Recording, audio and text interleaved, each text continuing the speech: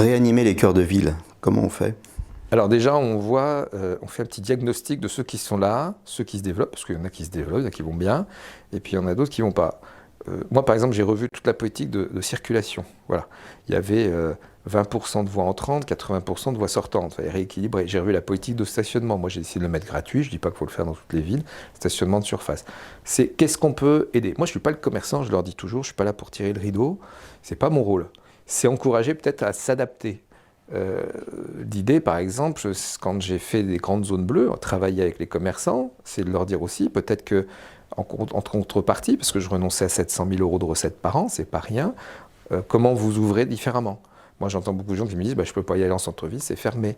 Bon, est-ce que ça a du sens aujourd'hui, ouvrir en zone piétonne à 9 h du matin? J'en suis pas sûr. Par contre, ça a peut-être plus de sens que certains jours, notamment les vendredis, qui est le jour le plus fréquenté, où en général, il y a à peu près tous les Nivernais qui viennent dans la ville-centre.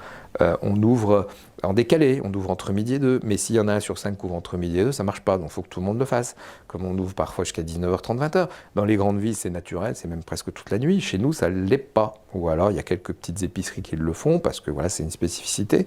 Mais je pense qu'il faut revoir, et il faut accompagner les commerçants à revoir leur logiciel, donc ça passe par le dialogue. Moi, je les rencontre souvent, j'échange, j'essaye de les emmener sur la livraison dernier kilomètre plus propre, plus durable, Voilà, tout ça, c'est des choses qui leur fait peur, et donc c'est à nous d'être didactiques, d'être pédagogiques et pas forcément coercitifs là-dessus. Après, c'est aussi embellir. C'est voilà, une zone piétonne qui est moche.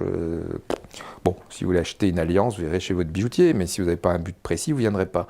La plupart des gens qui vont en centre-ville, sauf un besoin spécifique, c'est se promener. Et quand vous vous promenez, on est tous pareils, quand on se sent bien, on sort son chéquier ou sa carte bleue et on fait quelques dépenses, y compris imprévues, quand on en a les moyens.